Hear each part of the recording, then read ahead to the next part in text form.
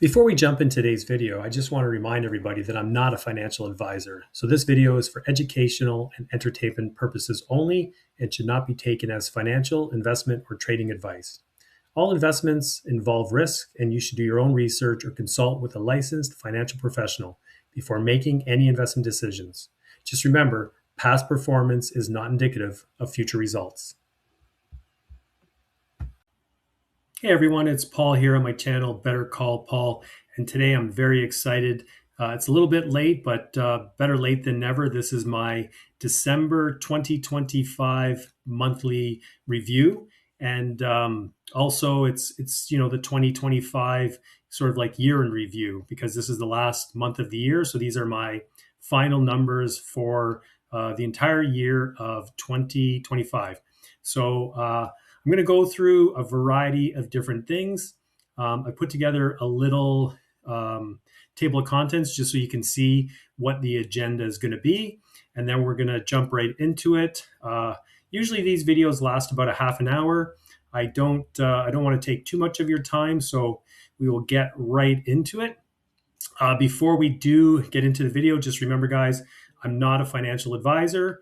So this is just my journey that I'm sharing with you guys. And these are not recommendations for you to go out and purchase investments. And also, I would really like to thank Harvest for sponsoring this video. As you know, it's not easy running a small channel, and we really do appreciate them supporting us. All right, guys, so here we are. Just take a quick look at the table of contents for this video. So part one, we're going to go through my portfolio balance since 2023. Part two, we're going to look at the highlights of 2025. Part three, we're going to go through account balances, specifically like my TFSA, RSP, etc. Part four is going to be my dividend tracker, which is dividends, withdrawals, etc.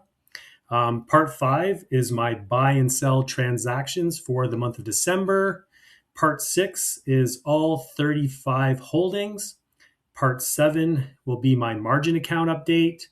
Part eight will be my growth account update. Part nine is my monthly budget. And lastly, we're going to go through my goals for 2026.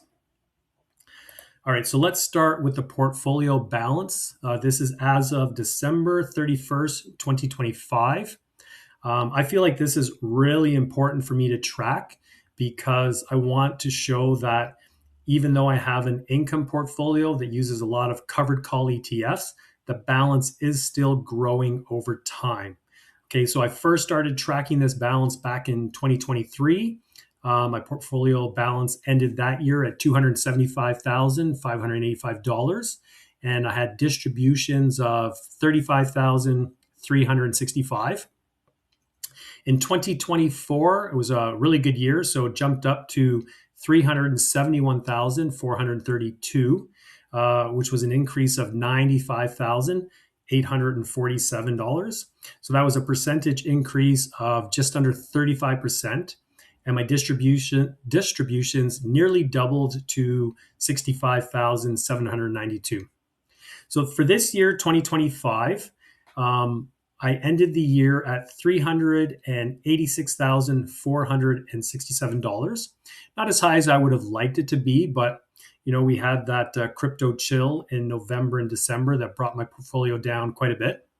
I also did withdraw a little over $20,000. So the difference between last year and this year is $35,000, which is an increase of 9.43%.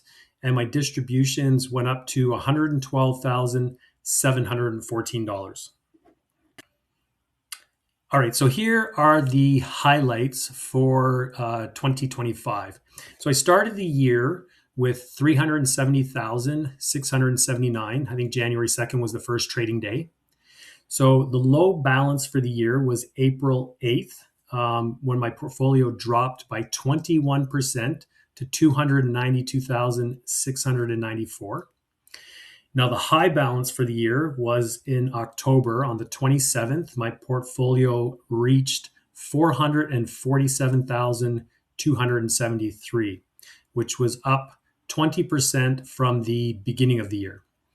So the finishing balance was 386,467, which was up 4.26% from the beginning of the year.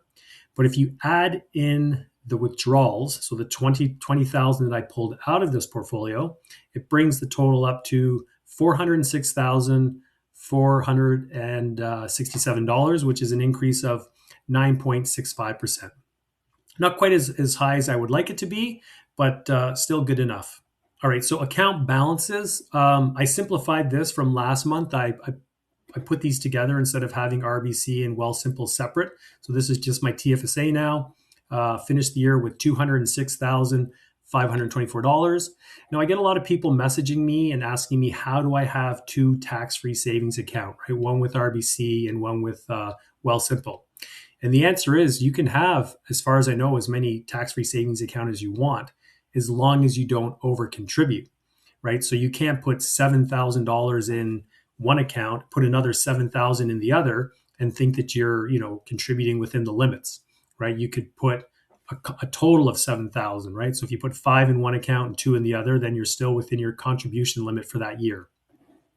All right, so my RBC and Wealthsimple RRSP was at 157,775. My Wealthsimple non-registered account was at 21,527. So you can see I will be moving some of this into my TFSA in 2026 for my contribution. And my Wealthsimple checking account at the end of the year was $641. So in total was $386,467. And November, if you recall, I was at 404,185. So month over month, I dropped 4.38%. All right, guys, here's my dividend tracker. And you can see there's a lot going on. The top is where I keep track of the annual balances. And then in the middle, you can see I keep track of all the dividends. And in the middle, I keep track of year over year changes. And then the bottom is the total since 2020, each month, how much I've made, and then for the year. So because there's a lot going on here, I decided to make it a little bit easier for you. So here you can see that in 2025, I had dividends. January started off 75.92, and then 72.36 in February. March was 76.27. April was 74.35. Now you can see there was a big jump in May. So one of the things that happened was there was 5 weeks. So that means I got an additional week's worth of payments for all my weekly payers. But I'm also guessing that there was some good payouts just overall for it to jump up that much. In June, you can see it dropped down, but it still stayed above 9,000, which is what I like to see. July, it also stayed above 9,000, 97.84. Now, August, we had another jump up, a little over $1,000 from the previous month. Again, this month had 5 weeks and was also a good month. September, I managed to stay just over $10,000, which was great, even though my total for the month dropped down by almost $800. Now, October was the best month of the year. It was a month with 5 weeks and some really good distributions or dividends. So I hit 12,115. Unfortunately, this month kind of got my mind thinking that, hey, maybe if I keep going at this rate, I'll be able to hit 15,000 a month by 2026. And then November and December came along and smacked me back into reality. So unfortunately, there was a bit of a crypto chill, and Bitcoin dropped significantly. MSTR dropped, and so did Coinbase. So the combination of those things happening reduced my portfolio balance and also my monthly income. But I was still happy to be over the $10,000 mark. So my total for the year was 112,714. And the year over year growth was 71%. All right. Also on my dividend tracker is withdrawals. So I put them in this little spreadsheet just to make it easier for you to see. So you can see month by month how much I was taking out in 2025. I did 2150, then 3 months of 500. In May, I didn't withdraw any money, then 1300, then 1500. So in August, $5,300. No, I didn't go on a fancy vacation or something like that. I gave my son some money for his university. September was 1,000, and then October was 2,000. November was 2,000, and then at the end of the year, I was trying to get my withdrawal up to $20,000. So I pulled out enough to make it even. And then when I was doing the math, I realized that I had actually pulled out an extra $643. So I went a little bit over the $20,000 mark, but that's okay. All right, so if you want to break down my income according to accounts, you can see that my TFSA made $58,834, and I took out $9,300, and I reinvested 84% back into the portfolio, which was a little over $49,000. So my cash account accounted for $6,964, and I pulled it all out. I didn't reinvest any of that. I also had 2,700 from the year before, which back in January, I didn't realize I was going to have a YouTube channel, so I wasn't really tracking these things. But when I went back and looked at the numbers, I realized 2,700 of it actually came from 2024. That's when I was saving up to give my son money for university. So Wealthsimple also referral bonuses. I got $1,675 that I withdrew all of it. So my RSP, it accounted for $46,915, and I reinvested 100% of that. All right, so you can see at the bottom here, in total, there was $117,000. I withdrew just over $20,000, which was just over 17%, which means I reinvested just over 82%. All right, and at the end of this video, you will see what my goal is for 2026. All right, guys. So here are some of my what I sold this month, and then what I bought. You can see that I sold my Yield Max Tesla position and my Yield Max Coney position. So I no longer have either of these in my portfolio.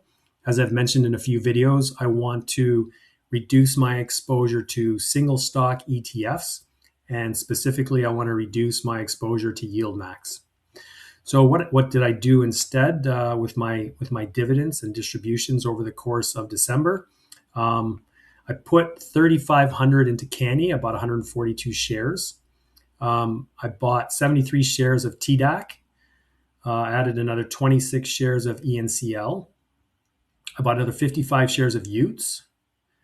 I bought 21 shares of Estee, bought another 96 shares of MSTE, 24 shares of RDTE, 38 shares of Biggie, and I bought another 10 shares of QDTE. So what I'm trying to do is, it might not seem like it, but what I'm trying to do is to make larger, more significant purchases, like a minimum generally of say $500 or more, as opposed to buying, 5, 10 shares of Utes and then waiting a couple of days and buying 5 or 10 more shares. Just trying to simplify the process and also the tracking of my portfolio. All right, guys, so here we are in my portfolio. There are a few less positions than there was last month. I did get rid of some. I'm trying to bring my holdings down. Hopefully by the end of this year, I'll be more in the 20 to 25 range as opposed to over 40. So you can see my largest position is HHIS still. I have now 5,835 shares. And this accounts for $1,575 per month of dividends. The next position I have is HHIC. This is Canadian stocks with covered calls. So it's similar to HHIS, which holds US stocks, but this is the Canadian version. I just started buying this, so I only have 100 shares, which is only $16 per month. MSTE is also a very large position for me. I have 3,446 shares.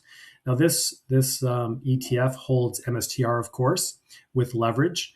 Now I was making close to $1,500 a month, but unfortunately, with the drop in Bitcoin that I mentioned earlier in the video and the drop in the share price of MSTR, MSTE also dropped, and therefore had to reduce their distribution, I think 3 times now. So it's only paying 20 cents a month, which is fine, but unfortunately it did affect my monthly income for now. But I do plan on adding more to this position, and I feel in time when Bitcoin recovers and people have more confidence in MSTR, it will recover as well. Coin, so CNYE is my coin ETF, single stock ETF. I have 1,449 shares.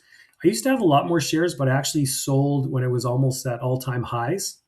And, I locked in some gains there and moved the money into my Harvest Tesla position.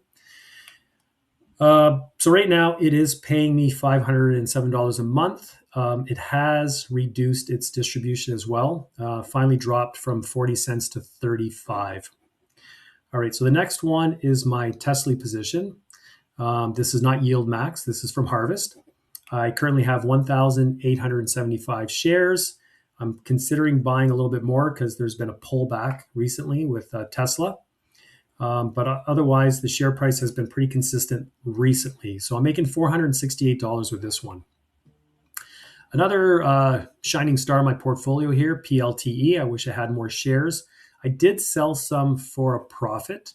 So, of course, this holds Palantir with covered calls as well. I'm down to 204 shares. I've debated buying more, but I haven't yet. This one pays me so $132 a month. I did buy Harvest's Shopify as well. I don't really have direct exposure to Shopify, so I thought I'd pick this one up. I'm holding 60 shares of this. I will drip it. So when I get my monthly distribution, I am buying more. And right now it's only paying me $15 a month.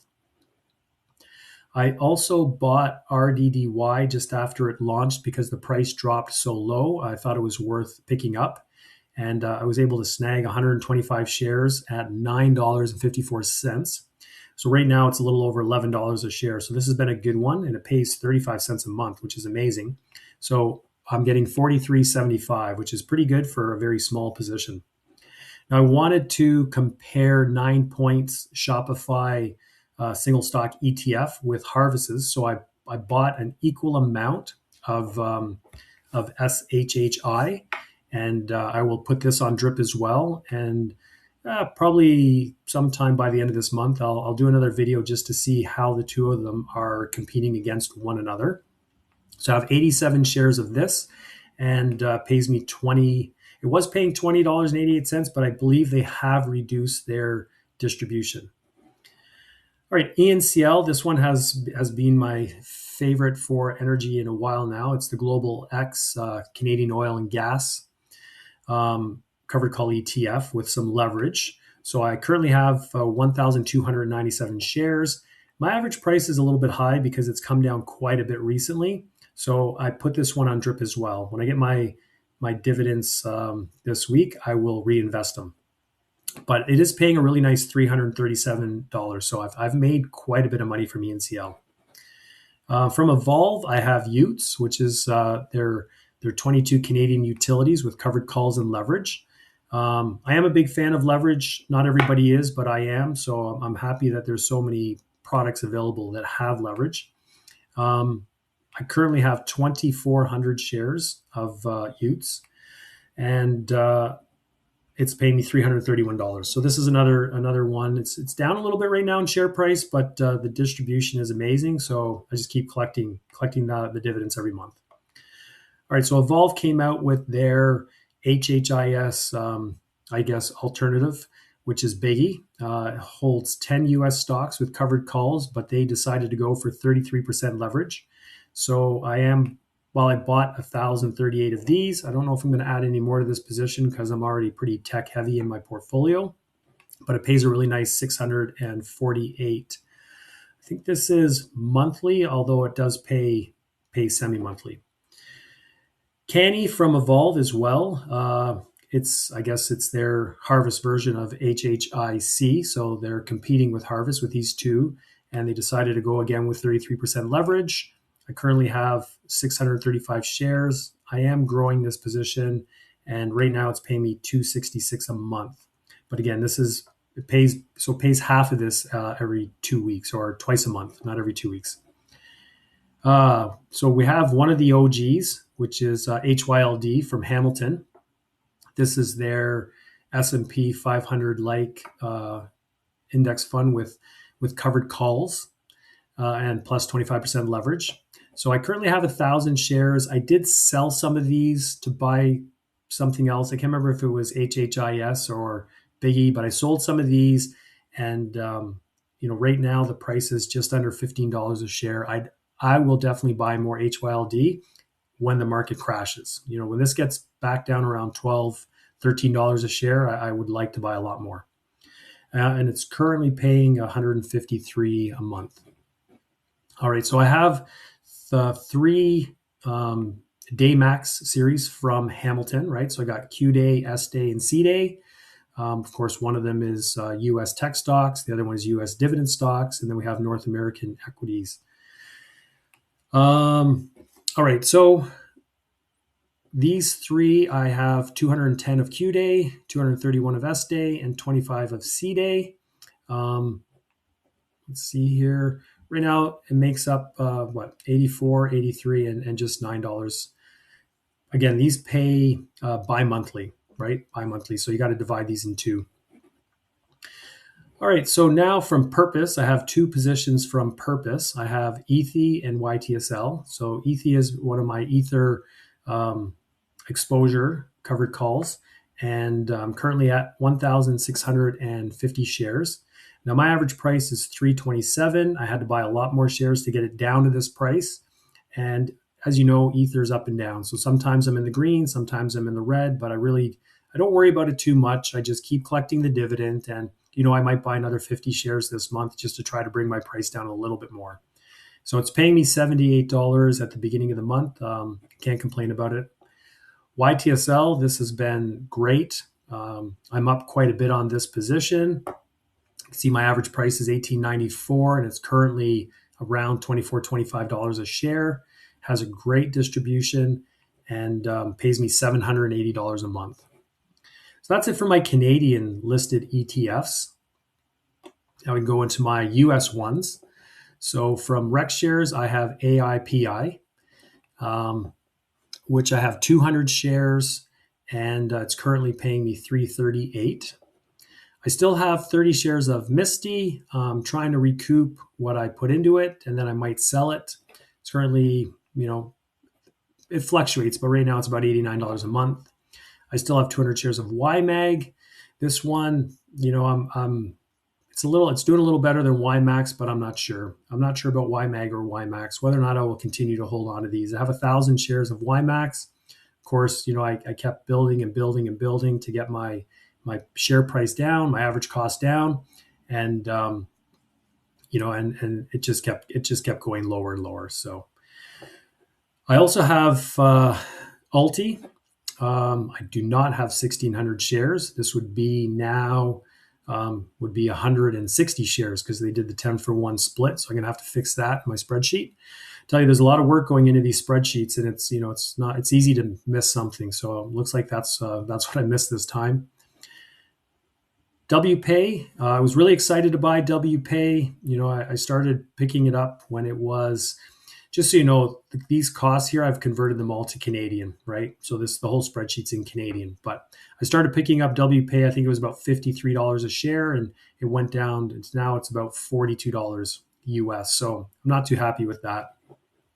MSTW, this was one of the mistakes I made. I sold my PLTW for a profit, thinking I'll buy MSTW. And of course, as soon as I bought it, it dropped from about $25 down to $10.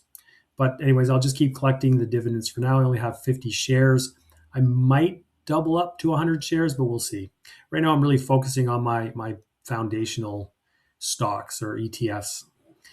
I have YBTC. It's part of my daily snowball portfolio, and unfortunately, it kind of overlaps with some of my other Bitcoin holdings. So when Bitcoin dropped, this one dropped as well. I only have 50 shares. Again, I might double this to 100. We'll see. So QDTE, I have now 324 shares. I like this one, but I really would like to see the share price recover a bit more. So I'm going to have to watch this closely in 2024 and decide what 2024, 2026 and see whether or not I'm going to keep it till the end of the year. But it is paying pretty well right now. I had to average the last 4 months or 4 weeks, because the last 2 weeks were so high. It was, it, it didn't, I'm at a loss for words here. It didn't accurately show what QDT normally pays 20 cents, but the last 2 weeks it paid $1.92 and like $1.71. So end of year payouts. RDTE, I've added back to my portfolio. I built this up to 200 shares. I'm not sure if I'm going to buy any more. We'll have to wait and see, but it's a pretty good pair. So right now it's giving me 451 approximately a month. QQQT, I got up to 200 shares. This one's not too bad, pays pretty consistently. So I'm making about $85 a month. SPY-T, so SPY-T and QQQT are both from Defiance. They're both Target 20 ETFs. I have 235 shares of SPY-T, so it pays me about $100 a month. QQQY is also from Defiance. This one had a really rough start and then kind of leveled out, but I'm not sure if I'm going to hold on to it. I currently have 170 shares, and it pays me about $139 a month. So here are two of my favorites from Tap Alpha. I have T-SPY and TDAC. Right now I have 500 shares of T-SPY and 240 of TDAC. I'd like to get this up to 500 shares. Now they are coming out with their leverage versions of these two, so I'm not sure if I'll keep these or if I'll just swap them into the leverage version or if I'll just add the leverage version. But like I said, I don't want to increase my holdings too much, so I really have to think about this one. And last but not least, I have Blocks, another Bitcoin and Ether exposure ETF. This one also dropped a lot when Bitcoin did. So unfortunately, another one where I'm kind of in the red with unrealized losses. So you can see that my total invested book cost is $455,000. But please keep in mind, this is not money that I deposited it into my accounts. When I get dividends and I buy new shares, right, that brings up my book cost. So my current portfolio value when I did this was 386, which is a negative 15%. But keep in mind, this is not accurate. Like I said, the book cost includes, when I've sold an ETF, made say capital gains, and then I've purchased more shares. Anyways, so my average yield currently is just over 27%. And my projected annual income for next year is $125,000, which is about $10,483 per month. Quick note before we get back into it. For investors looking for regular monthly distributions alongside equity market exposure, the Harvest Diversified High Income Shares ETF, HHIS, is one option to consider. HHIS trades on the TSX. You're getting exposure to a mix of big, trending companies like Nvidia, Apple, Tesla, Alphabet, Palantir, all rolled into one ETF. The goal with HHIS is straightforward. High monthly income plus upside from companies that are still growing. If that combo makes sense for you, for your portfolio, HHIS is definitely worth a look. All right, guys, as you all know, I decided to start a margin account. So you can see here that I have now 5 holdings. ENCL, I bought $2,000 worth. HDIV, I bought $1,500. QQCL, I bought $500. USCL, I bought $500. And UTS, I bought $2,000. The margin requirement is 30% for all of these. I did that intentionally. I didn't want to buy anything that had a 50% margin requirement. Here you can see what I paid for these ETFs and the dividend that they pay and the yield on cost. In November, I received $18.54 and I paid $1.20 in interest. I only had it for a few days at the end of the month. So the profit was $17.34. So in December, I ended up projected income will be $82.99, and the interest I paid was $17.92. So the profit should be $65.07. Okay, I haven't bolded this yet because I should be getting the dividends this week. And when I do, I'll make sure these numbers are accurate, and then I'll bold these. So you can see down here that the margin used was 6,500. I did deposit 1867 into the account, so that's all I put in of my own money. Dividends were 1854, December 36. All right, guys, this is not making sense. I'm gonna have to go back and take a look at what I did here. But anyways, guys, that's my margin account. I am trying to build this up slowly and safely so that I don't end up losing money. So I will keep talking with Sean and JJ about our margin accounts and updating this in the future. So for my growth account, guys, I decided to start buying XEQT. This is the iShares Core Equity ETF portfolio. So the fund is an actively managed fund of funds that provides exposure to global, broad-based equity securities. I think everybody knows it holds about a little over 8,000 stocks in total.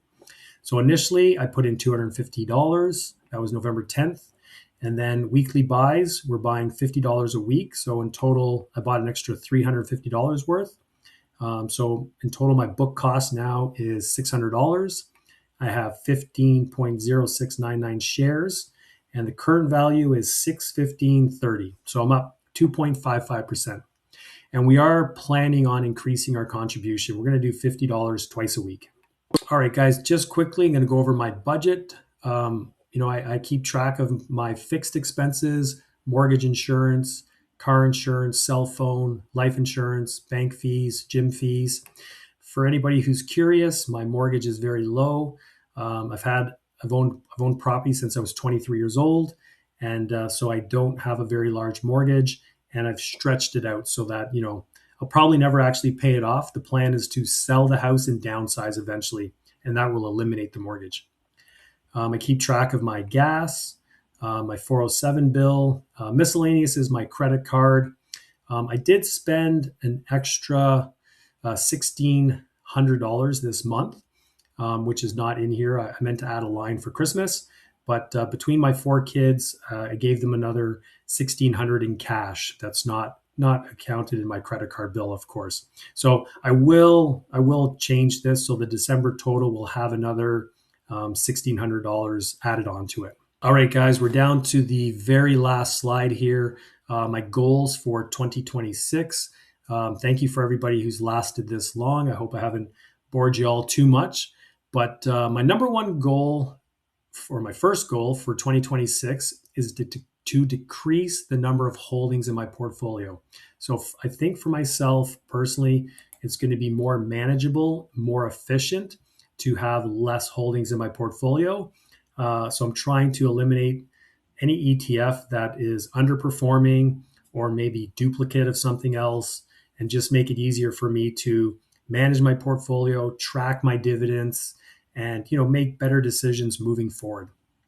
So number two is I want to eliminate ultra yield ETFs with negative total returns. So I'm going through each position one by one, tracking how they're doing, seeing if the unrealized capital loss is more than it's paying me back in distributions or dividends. And if that's the case, then I'm going to get rid of them. So number three, my third goal, is to reduce overlap in my portfolio. So I noticed that there are certain areas, kind of like the NASDAQ, where I have 5 or 6 different ETFs, and I don't think I need that many. So I'd rather have 2 or 3 of the ones that I am at a loss for words, guys. Sorry. I want to keep the 2 or 3 that are performing the best, okay, as opposed to just keeping them all just for the sake of having lots and lots of positions. All right, number 4, I want to improve stability by increasing foundational positions. So instead of constantly buying these new high yielders, chasing yield, trying to find the next best thing, I'm going to focus on my base foundational positions, the ones that I can count on, to be stable, NAV stable, share price stability, and also monthly distributions. I don't mind if they fluctuate a little bit up and down as long as it's not too much and all the time. Goal number 5 is to reduce the number of trades per month. So instead of, I used to buy a lot. You know what I mean? I would buy a little bit on Monday thinking, okay, maybe the price will go down Tuesday. So I'll buy a little bit and then I'll buy a little bit. I don't want to do that anymore. It's a lot to track. I'd rather have, more substantial sized purchases. Goal number 6 is to increase my monthly income to $12,000 and withdraw $2,000 per month. So I'm going to have to see how this goes. If that's enough to cover my bills, withdrawing $2,000 per month. But I closed out 2025 making an average of about $10,000 a month. So my goal is to get that up to $12,000 a month. So I guess increase it by about roughly 20%. And I would also like to increase my portfolio balance to $430,000. So that's my last goal. So I think I'm going to probably print this and put it up somewhere so that I can remind myself of my goals and hold myself accountable. I feel like now that I've mentioned it to all of you, then this makes me more accountable to myself. All right, guys, that is the end of my December month end review and my 2025 year in review. Thank you guys all for watching the video. Please, let me know in the comments what you think. You know what I mean? Do you see anything that you like? Are there some more changes that I should be making? Do you have any questions about my portfolio? Anything you'd like to see in an upcoming video? Please let me know. But I would like to say that 2025 was a great year. Back in January of 2025, I did not know I was going to have a YouTube channel, but I'm really happy that I started it. I love talking to all of you and appreciate all the time you guys spend watching my videos, commenting on my videos, and just supporting me. So thank you all for that, and I won't keep you any longer. So until my next video, or until tomorrow, bye for now.